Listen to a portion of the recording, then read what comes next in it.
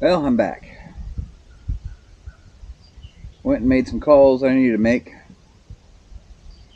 Had some breakfast. And went for a little ride. This old girl here, she hit a lot of gravel. A lot of gravel. I breathed in a lot of gravel dust. But we had fun. We had fun on some Alabama back roads. We did. Had to release a little bit of steam, a little bit of stress. Let's go. For those of you who don't know, my day job is as an over-the-road truck driver.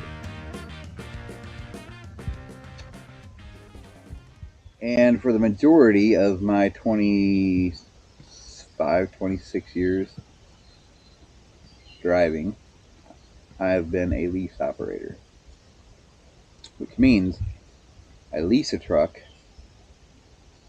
and then run it with the company with the understanding that when the lease is over, usually 2 to 3 years, I own the truck. Or, as is the case with this truck, I have a balloon payment at the end. Current truck that I have is a 2022 Freightliner. All the bells and whistles. Nice truck. But it's currently got an issue. One of the problems about being a lease operator, don't get me wrong, I love being a lease operator because you basically have more freedom. You have more freedom than a company driver. You don't make more than a company driver. Let me make that very clear. You do not make. If I was a company driver with the experience that I have, I could be making more than I make as a lease operator. The other side of that is that I have tax benefits that company drivers don't get. So it kind of balances itself out. Another side of that is that I'm responsible for truck payment, maintenance, etc., etc. But in a lease, the company that you're leasing from still has final say-so on all matters involving the maintenance thereof.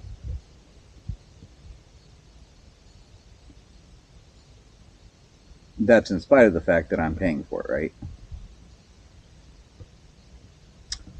My truck, which I love, is currently experiencing a sensor issue. The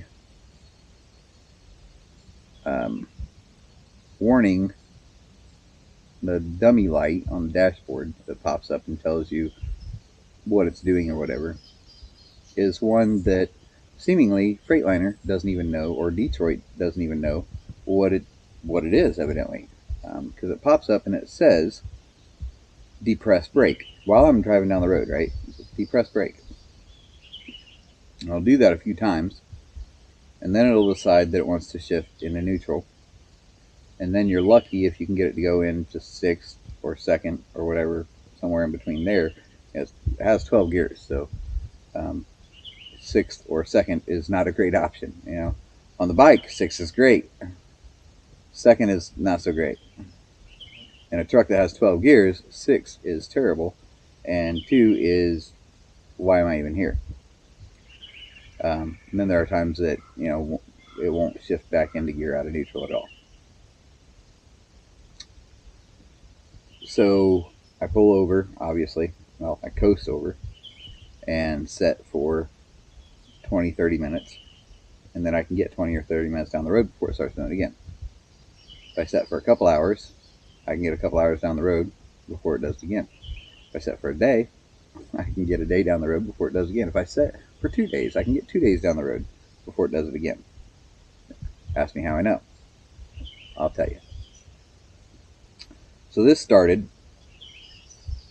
not this past weekend, but the previous weekend, out in Texas. And I took it into the Freightliner out there.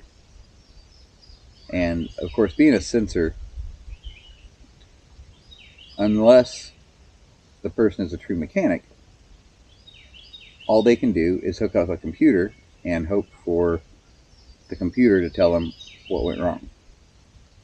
Well, the problem with these sensors on these newer trucks, and cars as well for that matter, the problem with them is that as they go faulty,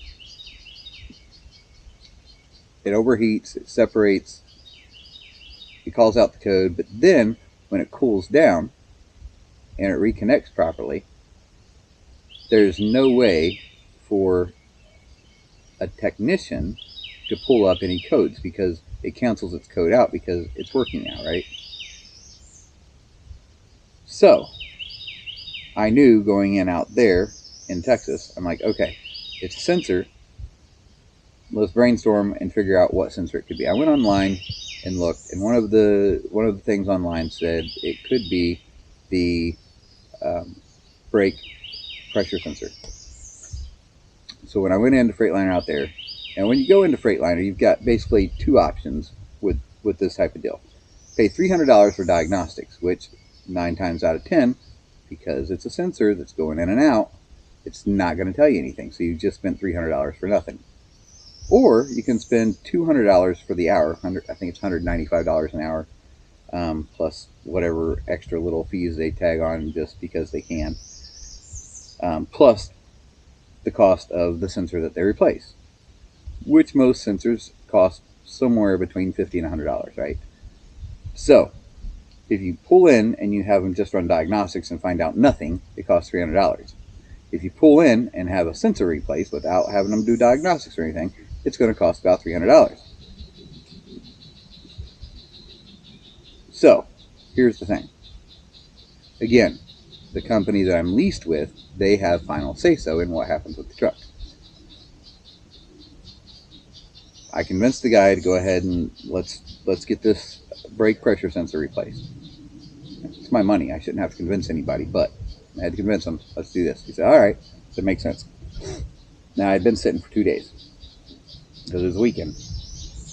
And so Monday morning, went in, got that replaced, and it ran fine for 2 days. I was down for 2 days, ran fine for 2 days, right? The end of that 2 days, I was on I-10 in Florida, west of Tallahassee. From where I was, I had an option to go to Dothan Freightliner or Freightliner over outside of Tallahassee. They chose to have me go to the Dothan Freightliner because they have a good relationship with people there. Great, perfect, wonderful. So I went there even though it was out of route on this load, and dispatch wasn't happy because now they're having to not only find someone else to come pick up this load from me, agree to come pick up this load, because as lease operators, we get to say yes or no to loads.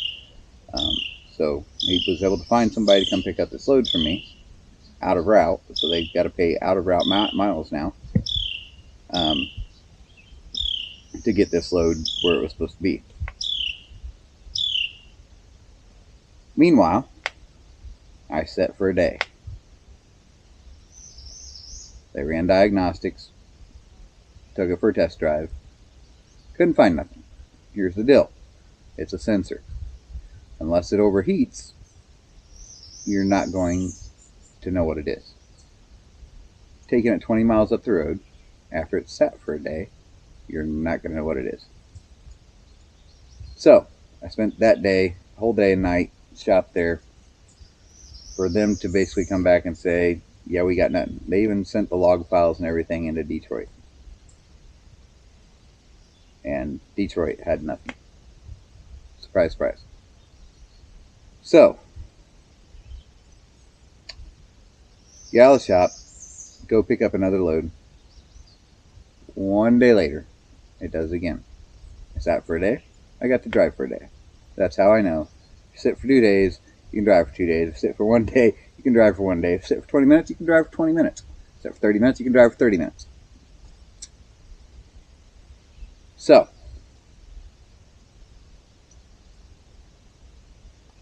it broke down Friday. Well, yeah, it would have been Friday afternoon, um, in Georgia. I was on my way to Savannah, over by Savannah, Georgia. It's Friday afternoon at 2:30, and I was just inside Georgia, coming out of Alabama on I-20, which meant I was heading toward Atlanta traffic, rush hour, on a Friday evening. It acted up. I pulled over. I said, "Hey, this is a deal. It's doing it again. I'm one day out of shop. I'll tell you what I'm not doing, and that's going through Atlanta with the possibility of this truck shutting down on the Atlanta bypass, packed with traffic. I'm not doing it. So we need to figure out what we're doing. Where's the closest Freightliner or whatever?"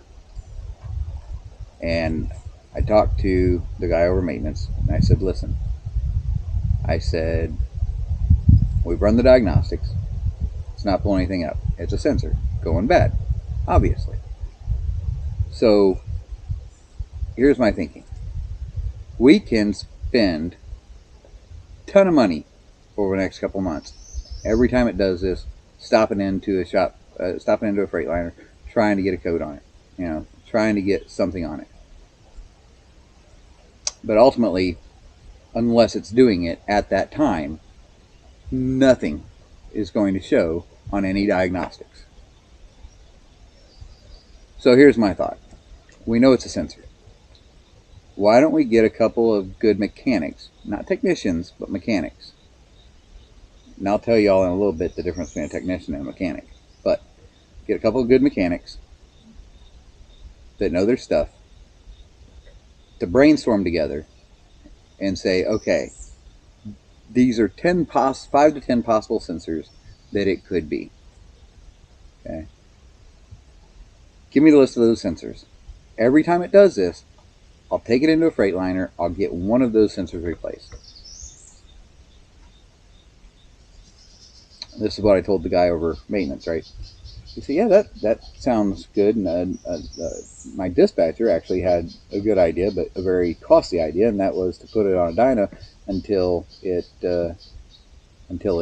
does it. And I'm like, okay, but that could be 2 days on dyno, especially without having a load behind it, because it seems to do it more when it's pulling than anything else. So, but it's another idea, possible. But in talking to the head of maintenance, he said, "Well, why don't we go ahead and just bring it up here to the shop at the company shop? They've got a full shop and everything, and they have a regular Freightliner tech in there that comes in regularly. So why don't we bring it in here? Keep in mind this is Friday, right? See if your dispatch can go ahead and get this load repowered. Come on up here, get in the shop here, and we'll see what we can do." So the load finally gets repowered early Saturday morning from where I'm sitting at a truck stop over just into, exit 9 on I-20, the Love's truck stop there in Georgia. So I sat there, waited for the guy to get there, 12 hours, 13 hours later, whatever it was, 12, 13 hours later. And so he comes and gets it. I get it on back over into Alabama to our shop. Nobody did anything with it Saturday. Nobody, I think, was in shop yesterday, and that's why I'm here, because I knew nobody was going to get to it till Monday. So I'm down for the weekend. I knew that. As soon as they said, "Go ahead and bring it in the shop, we'll have our mechanics, technicians look at it." Okay. I'm down for the weekend. That's why I'm here camping, right? So that's why I wanted to get up there early this morning, because I thought, well, maybe they got to it first thing this morning, blah, blah, blah. They didn't. They had not gotten to it yet when I got up there at 9 a.m.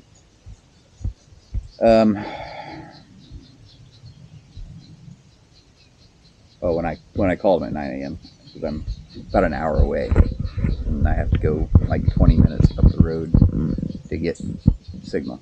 So I go up there, call him. Nobody's gotten to it yet. I'm like, okay. So I was like, basically, I knew at that point I'm down until at least tomorrow. Probably won't get a load. Won't be able to take a load or anything until Wednesday at this point. So I'm like, okay, it's Monday. I'm going to go ahead and go ride for a little bit. Go back to my camping spot. I said, if you guys try to call me and I don't answer, leave a voicemail. If I get into town later on this evening, you know, if you leave me a voicemail, I'll be able to get it. Or otherwise, if I don't come back into town this evening, I'll touch base with you in the morning. So anyways, I get on my ride. I'm going down the road, and this technician calls me. Mind you, I have told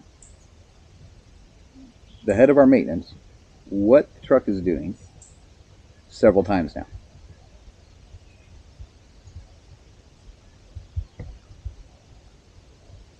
And this guy should have logs to everything that I've done with the truck. And so he asked me, he said, have you had this truck looked at since you were out in Texas? I was like, yeah, I spent a day at shop, down in Dothan, Alabama. Just like a couple days ago. Well, it was Wednesday, Thursday. Wednesday, Thursday of last week. He said, huh. He's like, well, what again is it doing exactly?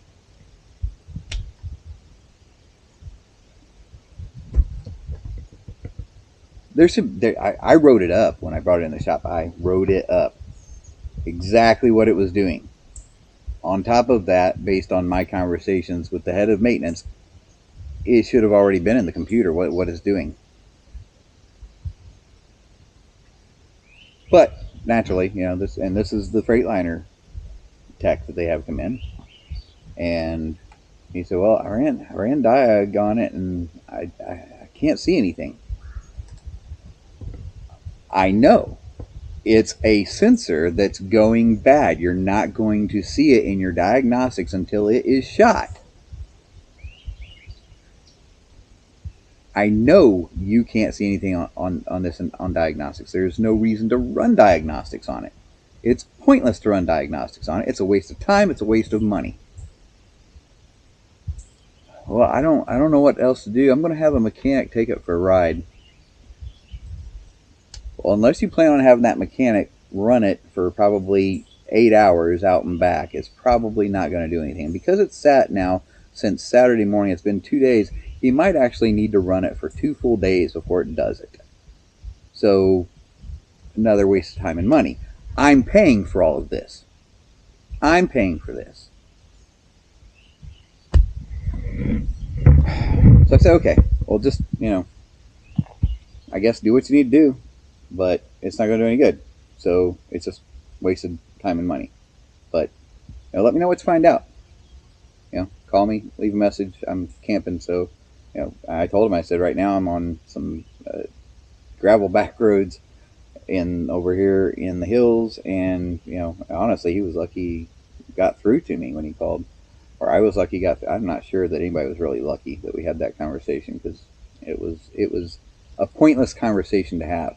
It's a conversation that's been had.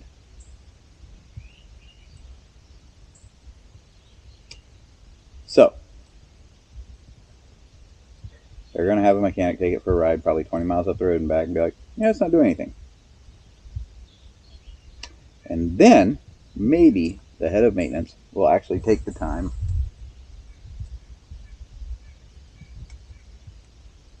There is a bird. There's a bird. It keeps going in my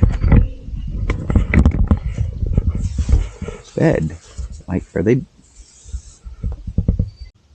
Those things are trying to build a nest in my bed.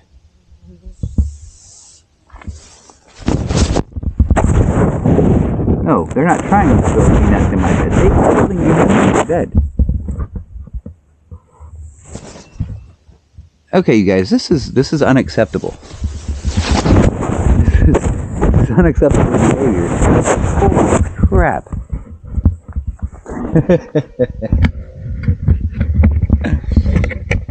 These two lovebirds are looking for a place to nest, which is great. That's what birds are supposed to do. But not in my nest. They cannot nest in my nest. That is unacceptable. And they're building their nest down here in my underquilt. All right. Get all that out of there. Well, I seen one of them earlier over here poking his head in. I'm like, that weirdo. And I ran him off, not thinking to look closer. I guess I should have looked closer. Because, yeah, they are 100% trying to nest in my hammock. They're nesting in my nest.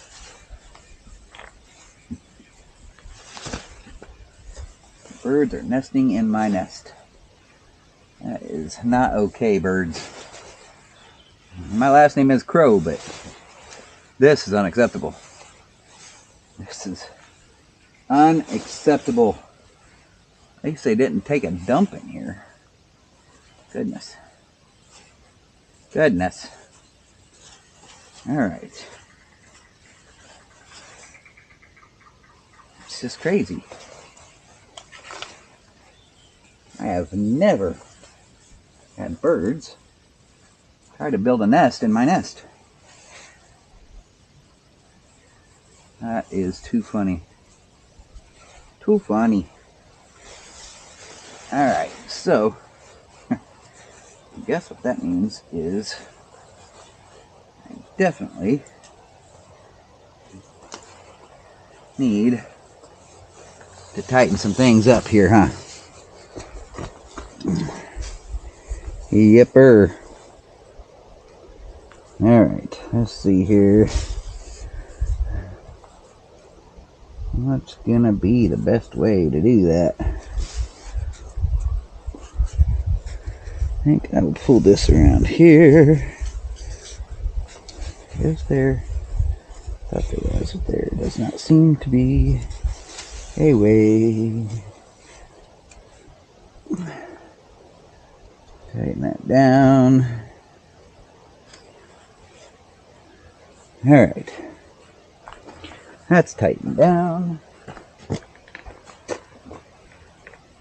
Grab this other end. So they're not like, well, we'll just go the other end.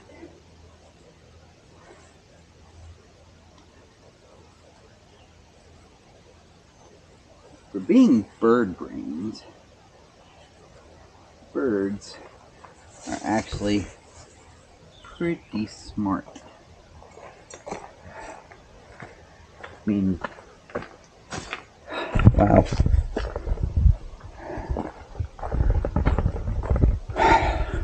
Building a nest in my nest. 100% unacceptable. Alright, you guys are going to have to let me know if you see them behind me again. Alright, so, at the end of the day, one of three things I see happening. A, after running the test drive and everything, they put their heads together and they think, you know, maybe he's right. Maybe doing it the sensor way would make more sense than keeping on running these diagnostics that aren't working. So let's go ahead and have them come back. We'll put them on some loads that have time on them, you know, that maybe drop and hook. That way, you know, over the next month, maybe we can get this taken care of. That's option one. Option two is, they say, well, we can't find anything, so I guess you're just going to have to run it as it is. we'll deal with it when it happens again. At which point, we'll go through the same process all over again. Option number 3 is they say, you know what, we can't figure out what's wrong with it. You know, you've got over a year in this lease. We've got this other truck that's about the same.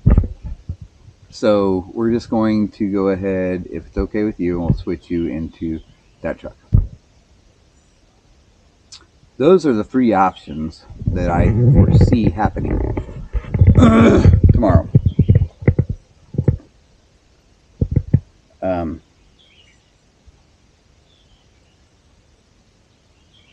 And depending on which one of those they come up with, will determine whether or not I go ahead and cancel my subscription. Yeah, literally. Honestly, if they're like, yeah, we don't know what to do, you're just going to have to run it until it finally breaks down. And keep in mind, if and when the sensor finally goes out alongside the road, what's going to happen is the truck's going to have to be towed, which could cost anywhere from $1,500 to $3,000 or more, depending on when and where it happens. It could be worse than that if it happens somewhere in the city during rush hour, right? And I have to have it towed now, and the cops end up having to get me towed because our tow truck can't get there in time or whatever. It'd be very costly to be towed in a big truck, especially with a trailer behind you. So that's the option there. Then I've still got the problem of having to pay for whatever's wrong. And if we wait to that point, something else could be wrong because of that as well. So honestly, if they say to me, you're just going to have to run it until it dies, what I'm probably going to say is, no, someone else is going to have to run it until it dies. I'm out. I'm cutting my losses. I'm walking. And I don't want that to happen. Because if I do that, they will milk that maintenance fund dry before. So they've got 45 days from the time that we go our separate ways to return any monies that I have in my maintenance fund. And if I finish the lease, I also get a lease completion bonus. But if I walk away with this being the issue, they will nitpick that truck until there's nothing left of that maintenance fund for them to send me, including whatever this is wrong with it. They'll do their best to they'll spend everything that I've got in that maintenance fund trying to figure out what's wrong with that truck, because it's not their money, right? But they can, because it happened while I was in it, they can technically use every bit of that maintenance fund to get that truck fixed. At that point, I would be out over 10 grand.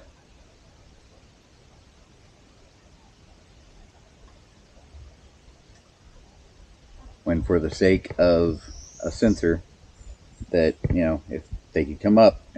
Okay, now I'm going to talk about the difference between a mechanic and a tech. A tech reads a computer. A mechanic knows how the vehicle works. Okay, a tech can plug in a cord to the computer on the vehicle and read what that tells him or her, right? They can look at that and be like, oh, this is what's wrong. Anybody can do that, right? And then a tech can, obviously, based on what that says, they can replace that part. A mechanic has full working knowledge of the vehicle and the experience to say, okay, if this is coming up, then these are the top probabilities. A true mechanic has the ability to troubleshoot without a computer telling them how to troubleshoot. That's the difference between a mechanic and a tech. So if a mechanic or two could sit down, put their heads together and say, okay, this is what it's doing. These are the possible things causing it. These are the top 5 to 10 sensors causing it. At that point, they could either I would be okay with them going ahead and just going in and replacing all 5 or 10 of those sensors right then and there and paying for that. Because ultimately, it's going to take about $300 per sensor. So if they do 10 of them, it's going to cost about $3,000. Okay, so do those 3 sensors, get it, or do those 10 sensors, get it out of the way. It'll take you a day to do it, and I can be on my way with a truck that's working for $3,000. Or if you want to go the route of me just stopping every time it does it until we figure out which sensor it is, that's fine too. We're still looking at $3,000, but we're also looking at more downtime. Whereas if they could just figure it out right here in the shop, get them replaced, and it's fixed, then I'm good to go, right? Hopefully, and if they replace the 10 sensors and I get down the road and poof, it does it again, well, then we work on another set of 5 or 10 sensors, right?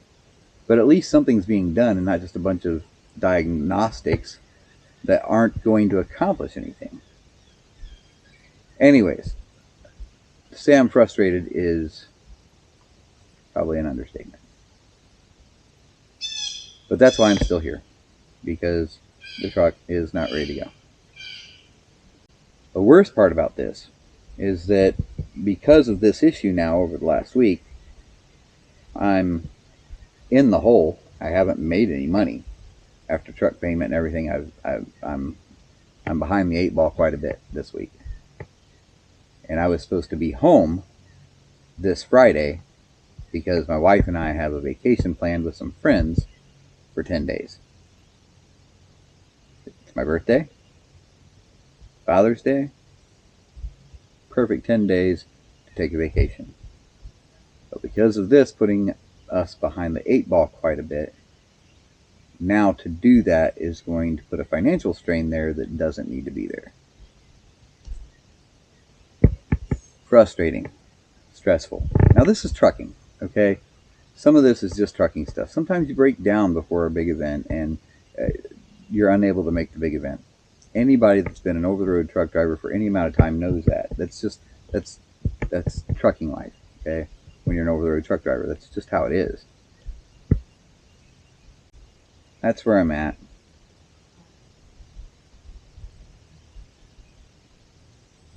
Very frustrated. That's why I went and took a ride for a little bit before I got back here. I left here at 8:30 and it's 1 o'clock now, so actually I think it's 1:15 because I've been talking to you guys for a little bit. So that's the deal. So the plan for the rest of the day is as follows. I'm going to sit here. I'm going to max and relax. Max and relax? Yeah, I guess. I'm going to go ahead and pack my bags up. Tomorrow morning,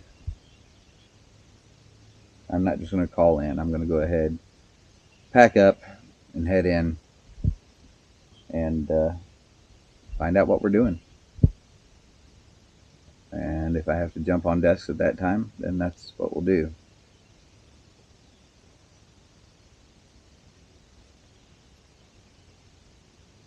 But for today, yeah, just chillax, work on getting my bags all back together the way I want them and the way that they're going to go on the bike to get me back over there. Especially now that I've got those few extra items that lady brought me yesterday. That is just awesome, guys. That is just awesome that she did that. Things like that make situations like this feel not so bad, Random acts of kindness. They matter. They really matter. So yeah, that's the plan. For dinner tonight, I didn't pick up any food. I picked up 2 little hand-sized bags of potato chips, and that's probably what I'm going to eat today. I had a sausage, egg, cheese biscuit at that gas station for breakfast earlier, and I think that's fine. That's good enough. I've got a couple vitamin waters. I've got a sweet tea. I got a couple of iced coffees. I already drank one. I'd like to save the other one for morning, but we'll see. I got a couple more bottles of regular water. So, yeah, I'm just going to hydrate today. Relax, stay hydrated, not exert myself much. I will say next time you see me, though, I will be back out of this shirt because it's starting to get warm again. But I don't think it's supposed to get as warm today as it did yesterday. I think it's supposed to be low 80s today. Like maybe 81, 82. Then overnight tonight it's supposed to be, I think I've seen 50, 51, 52. That's not, I mean, that's in town. That's not down here by the water. So it'll probably be closer to 49-ish down here by the water, which is cool. You know, I mean, that's fine. Last night I was good. I had to put, like I said, I had to put my puffy on, but I was good. I was good with that. 100% good with that. I might put some socks on. I don't like sleeping in socks. I might put some socks on. It's going to be down in the 40s. Just for a little extra added warmth. So, anyways, that's the plan for today. Pick up camp. Get things packed up the way they should be. Be ready to roll out first thing in the morning. I'm hoping I wake up in the morning. I don't generally set alarm clocks. It's alarm clocks are against my religion, you know. But I don't generally set alarm clocks. They annoy me. So yeah, hopefully I'll wake up tomorrow morning about the same time I woke up this morning, about 6:30 or so. That's a good time to get up.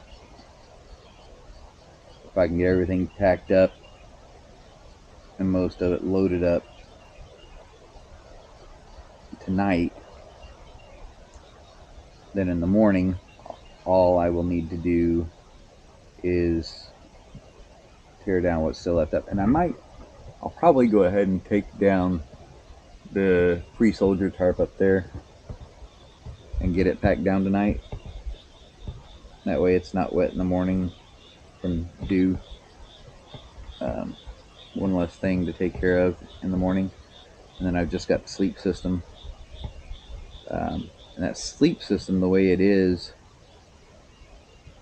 I'll probably just drop it all because I've got it all on one carabiner at each end. So probably just drop the whole kit and caboodle down and roll it up as one piece of kit together.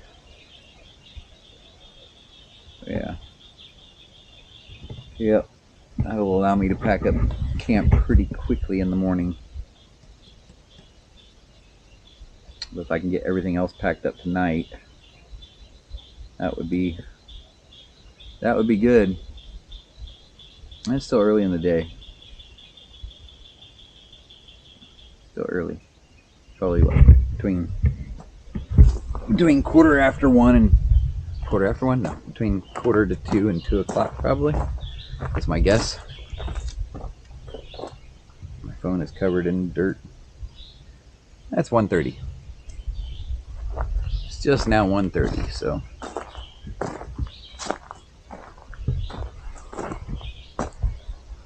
Alright. I've got all day. I've got at least 6 hours. I've got 6 hours to get everything done in daylight hours. So that's not bad. So, I'll touch base with you guys later. Bye for now.